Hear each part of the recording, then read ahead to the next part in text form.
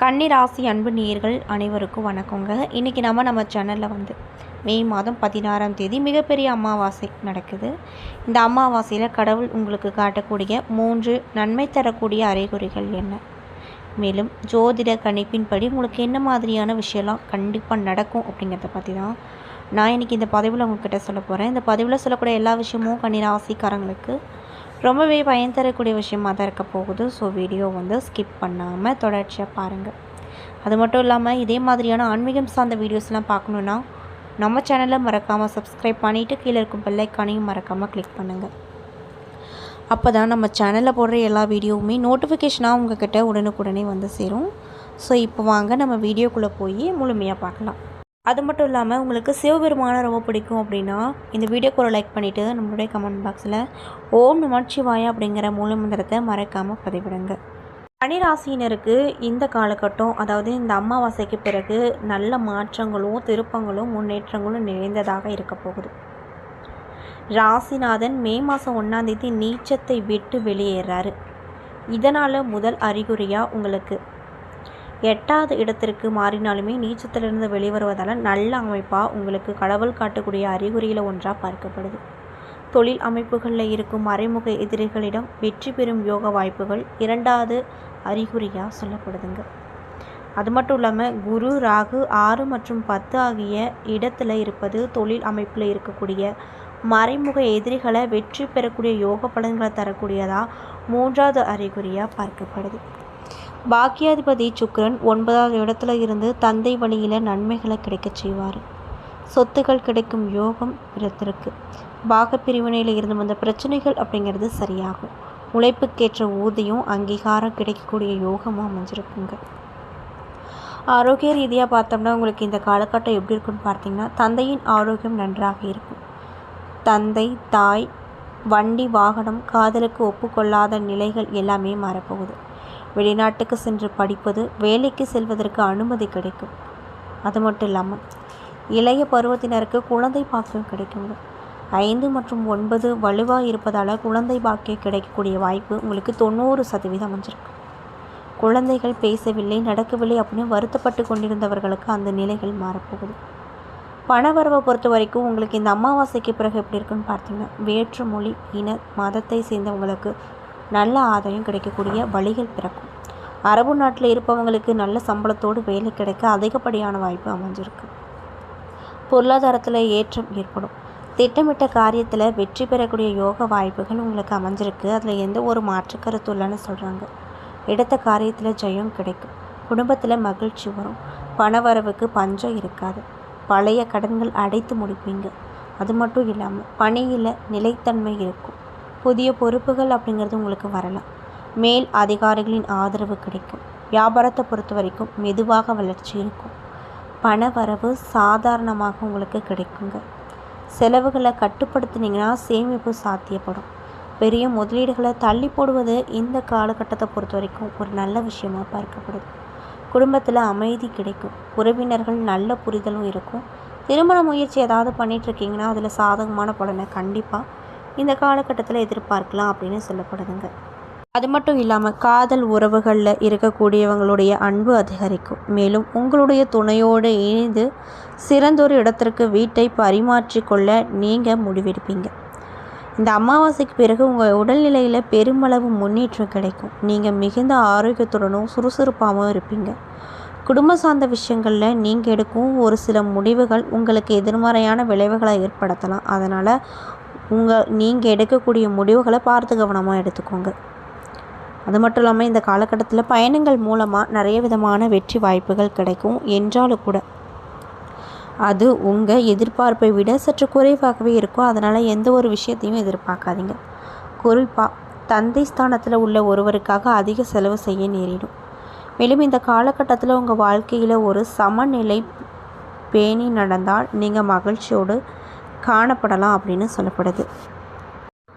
அது மட்டும் இல்லாமல் உங்களுக்கு கிரக நிலைகள்லாம் என்ன மாதிரியான பலன் தரக்கூடியதாக இருக்க போகுதுன்னு பார்த்தீங்கன்னா சூரிய பயிற்சி ஆவதால் செலவுகள் உண்டாகும். அதிர்ஷ்டம் குறையும். புதன் பயிற்சி நடப்பதால் நிம்மதி தெளிவு கிடைக்கும்.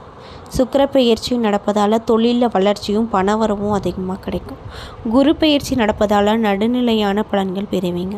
செவ்வாய் பெயர்ச்சி நடக்கும்போது கவனமாக இருக்கணும். உடல் ஆரோக்கியம் பாதிக்கப்படலாம், செலவு அதிகரிக்கலாம். சனி பெயர்ச்சி நடக்கும்போது நடுநிலையாக இருப்பீங்க. ராகு பெயர்ச்சி நடக்கும்போது சாதகம், திடீரென அதிர்ஷ்டம் போன்றவை வருங்க. கேது பயிற்சி நடக்கும்போது சாதகமாக உங்களுக்கு நிறைய விதமான பலன்கள், அதுவும் பொதுவாகவே நல்ல பலன்கள் கிடைக்கும் அப்படின்னு சொல்கிறாங்க. மேலும் உங்களுடைய குடும்பத்தில் மகிழ்ச்சியும் பணவரவால் நிறைய விதமான மாற்றமும் கிடைக்கும். அதே நேரத்தில் வீண் விவாதத்தையும் முன் கோபத்தையும் முக்கியமாக நீங்கள் தவிர்த்துக்கணும் அப்படின்னு சொல்கிறாங்க. தொழில் ரீதியாக பார்த்தனா நிலைத்தன்மை ஏற்பட்டாலும் கூட அவசரமாக எந்த மாற்றத்தையும் செய்ய முயற்சி பண்ணாதீங்க. கடந்த சில வாரங்களாகவே இழுபறியாக இருந்த பணவரவு மற்றும் பொருளாதார நிலை அப்படிங்கிறது இந்த காலகட்டத்தில் திருப்தி தரக்கூடியதாக மாறப்போகுது. வராமல் இருந்த கடன் வசூலாகிரும். குடும்பத்தில் வருமானம் அதிகரிக்கும். தொழிலில் நல்ல லாபமும் கிடைக்கும். மேலும் உத்தியோகம் மற்றும் தொழில் சம்பந்தப்பட்ட விஷயங்களில் இந்த காலகட்டத்தில் இருக்கக்கூடிய நீங்கள் சாதகமாகவே உங்களுக்கு நிறைய விஷயம் நடக்கும் அப்படின்னு சொல்கிறாங்க. அது மட்டும் இல்லாமல் உங்களுக்கு நிறைய விதமான தொழில் ரீதியாக சுக்கிர பயிற்சி திடீர் வளர்ச்சி மற்றும் அதிர்ஷ்டத்தை கொடுக்கும். உத்தியோகத்தில் நல்ல மாற்றத்தை எதிர்பார்த்து கொண்டிருக்கக்கூடியவங்களுக்கு இந்த காலகட்டத்தில் நல்ல பலன்கள் தரக்கூடிய விஷயத்தை கேட்பீங்க. மேலும் அலுவலகத்தில் வாக்குவாதங்கள் ஆகியவற்றை தவிர்த்து கொள்வது நல்லது. மேலும் இந்த கன்னிராசிக்காரங்க ஒரு சில விஷயத்துலலாம் ரொம்ப கவனமாக இருக்கணும் அப்படின்னு சொல்கிறாங்க. அது என்னென்னு பார்த்தீங்கன்னா, செவ்வாய் பயிற்சி கன்னிராசினருக்கு திடீரென்று மன அழுத்தத்தை அல்லது உடல்நிலை பாதிப்பு கொடுக்கலாம். ஒரு சிலருக்கு இந்த காலகட்டம் சாதகமாகவே இருந்தாலும் கூட கடன் வாங்க வேண்டிய சூழ்நிலை, மன நெருக்கடி ஆகியவை வரும். மேலும் பிரச்சனைகள் வரும் பொழுது குடும்பத்தாரோடும் நண்பர்களுடன் பேசி ஆலோசித்து முடிவெடுப்பது நல்லது அப்படின்னு சொல்கிறாங்க. குறிப்பாக எந்த மாற்றங்களையும் இந்த காலகட்டத்தில் கண்டிப்பாக நீங்கள் தவிர்ப்பது பிரச்சனைகளை தவிர்க்க உங்களுக்கு உதவிகரமாக இருக்கும் அப்படின்னு சொல்கிறாங்க. ஸோ இந்த விஷயத்தை மறக்காமல் தொடர்ச்சியாக ஞாபகத்தில் வச்சுக்கோங்க. அதே போல் இந்த கன்னிராசியில் இருக்கக்கூடிய உத்திரம் 2, 3, 4ஆம் பாத நட்சத்திர நண்பர்களுக்கு இந்த காலகட்டம் நிதானமாக செயல்பட வேண்டிய காலகட்டமாக சொல்லப்படுது. அதாவது சப்தமஸ்தானத்தில் சஞ்சரிக்கக்கூடிய சனி பகவான் உங்கள் ராசியை பார்ப்பதால் இதுவரைக்கும் வெற்றி மேல் வெற்றியடைந்து வந்த உங்களுக்கு இனி அந்த நிலை மாறும். எடுக்கும் வேலைகளில் தடையும் தாமதமும் வரும். உத்தியோகத்தில் இருக்கக்கூடியவங்களுக்கு உடன் இருப்பவர்களின் ஒத்துழைப்பு கிடைக்காம போகும். நட்பு வட்டாரத்தில் விரிசல் வரும். குடும்பத்திலையும் சரி கணவன் மனைவிக்குள்ளே சிறு பிரச்சனைகள் வரும். அதனால் இருவருக்கிடையே இடைவெளி ஏற்பட வாய்ப்பு அதிகமாக இருப்பதால் நிதானம் காப்பது நல்லது. விரையாதிபதி அப்படின்னு சொல்லக்கூடிய சூரியன் அஷ்டமஸ்தானத்தில் இந்த காலகட்டத்தில் சஞ்சரிப்பதும் இந்த காலகட்டத்தில் கூடுதல் நெருக்கடிகளை ஏற்படுத்துவார். அரசியல் துறையில் இருக்கக்கூடியவங்களுக்கு எதிர்பார்த்த முன்னேற்றம் அப்படிங்கிறது கிடைக்காது. அது மட்டும் இல்லாமல் மறைமுக தொல்லைகள் அதிகமாக வரும். எடுத்தோம் முடித்தோம் அப்படின்னு எந்த ஒரு வேலையும் முடிக்க முடியாத நிலை வரும். நன்றாக பழகி வந்தவங்களும் உங்களுக்கு எதிராக மாறக்கூடிய நிலை உருவாகும். உடலிலும் அவ்வப்பொழுது சங்கடங்கள் தோன்றும் என்றாலுமே சத்ரு ஜெயஸ்தானத்தில் சஞ்சரிக்கக்கூடிய ராகு உங்களை பாதுகாப்பு பண்ணுவார். நெருக்கடிகளில் இருந்து மீட்டெடுப்பார். நோய் நொடிகளில் இருந்து காப்பாற்றுவார். எதிர்ப்பு, வம்பு, வழக்கு என்ற நிலைகளில் வெற்றி ஏற்படுத்துவார். மாணவர்கள் படிப்பில் கூடுதல் கவனம் செலுத்துவது அவசியம்னு சொல்கிறாங்க. மேலும் உங்களுக்கு அதிர்ஷ்டம் தரக்கூடிய நாட்கள் 23, 28. அது மட்டும் இல்லாமல் 14ஆம் தேதி செய்ய வேண்டிய பரிகாரம், உலகளந்த பெருமாளை வழிபட முன்னேற்றம் கிடைக்கும், சங்கடங்கள் விலகும். அதே போல் எதையும் அலசி ஆராய்ந்த பிறகு செயல்படுத்தக்கூடிய அஸ்தம் நட்சத்திர அன்பர்களுக்கு இந்த காலகட்டம் எப்படி இருக்கும் அப்படின்னு பார்த்தீங்கன்னா, திட்டமிட்டு செய்ய வேண்டிய செயல்பாடுகளை செய்ய வேண்டிய காலகட்டமாக அமைஞ்சிருக்கு அப்படின்னு சொல்கிறாங்க. அதாவது 23 வரைக்குமே ராசிநாதன் புதன் நீச்சம் அடைந்திருப்பதால் உங்கள் கவனம் சிதறும். எந்த ஒரு வேலையும் திட்டம் போட்டு நடத்த முடியாமல் போகும். என்றாலும் கூட அஷ்டமஸ்தானத்தில் சஞ்சரிக்கக்கூடிய புதன் நிறைந்த செல்வங்களையும் நிம்மதியையும் உங்களுக்கு கொடுப்பார். தடைப்பட்ட வேலையை நடக்க செய்வார். வராமல் இருந்த பணம் இப்பொழுது உங்கள் கைக்கு வரும். வியாபாரிகள் மற்றும் கலைஞர்களுக்கு எதிர்பார்த்த ஒப்பந்தங்கள் வரும். தொழிலை விரிவு செய்யவும் புதிய சொத்து வாங்குவதற்காகவும் வங்கியில் கேட்டிருந்த பணம் கைக்கு வரும். இதனால் ரொம்பவே சந்தோஷகரமாக இருப்பீங்க.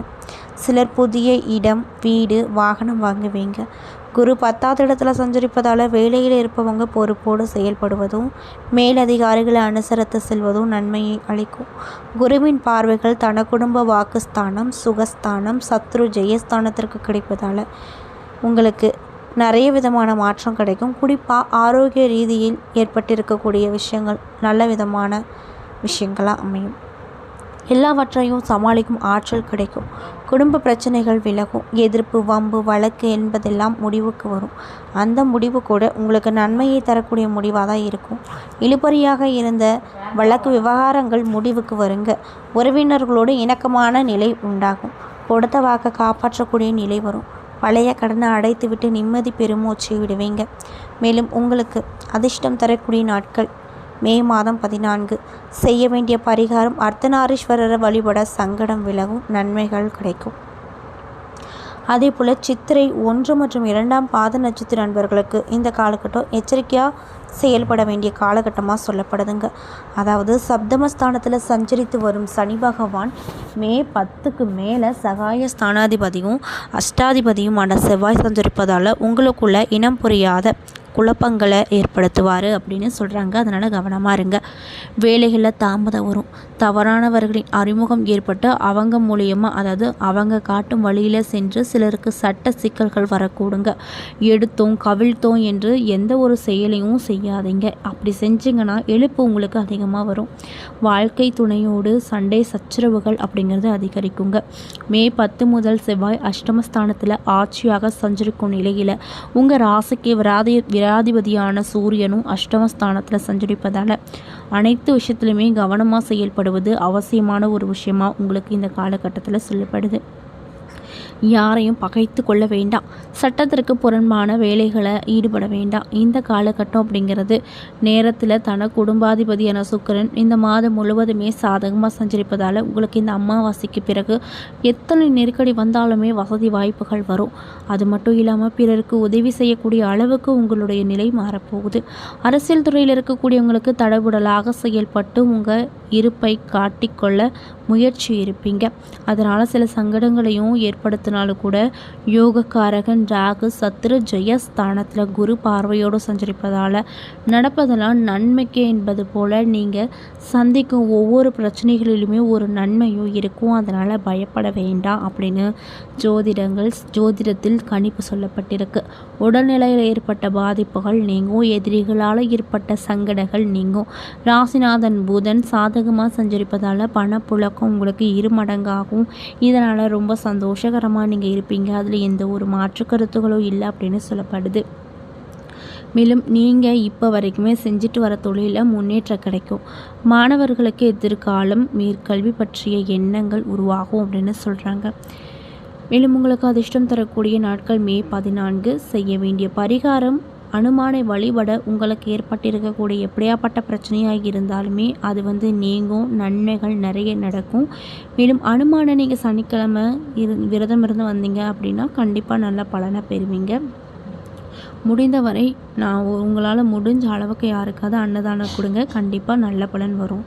என்ன நண்பர்களே, இந்த பதிவுகளில் நம்ம கன்னிராசி அன்பு நேயர்கள் அனைவருக்கும் மே மாதம் 16ஆம் தேதிக்கு பிறகு உங்கள் வாழ்க்கையில் நீங்கள் என்ன மாதிரியான விஷயம் பார்ப்பீங்க, என்ன விஷயத்தில் கவனமாக இருக்கணும், என்னென்ன விஷயங்கள்லாம் உங்களுக்கு பரிகாரங்கள் மாதிரி சொல்லப்பட்டிருக்கு அப்படிங்கிறத பற்றி தெளிவாகவும் விரிவாகவும் நான் இந்த பதிவில் உங்கள்கிட்ட சொல்லியிருப்பேன். இந்த பதிவில் சொல்லியிருக்கக்கூடிய எல்லா விஷயமும் கண்டிப்பாக உங்களுக்கு பயன் தரக்கூடிய விஷயமாக தான் அமைஞ்சிருக்கும். ஸோ வீடியோ பிடிச்சிருந்தா லைக் பண்ணுங்கள், ஷேர் பண்ணுங்கள். அது மட்டும் இல்லாமல் இதே மாதிரியான ஆன்மீகம் சார்ந்த வீடியோஸ் எல்லாம் பார்க்கணுன்னு ஆசைப்பட்டால் நம்ம சேனலை மறக்காமல் சப்ஸ்கிரைப் பண்ணிவிட்டு கீழே இருக்கும் பெல் ஐக்கானையும் மறக்காமல் கிளிக் பண்ணுங்கள். அப்போ தான் நம்ம சேனலில் போடுற எல்லா வீடியோவுமே நோட்டிஃபிகேஷனாக உங்கள்கிட்ட உடனுக்குடனே வந்து சேரும். நன்றி.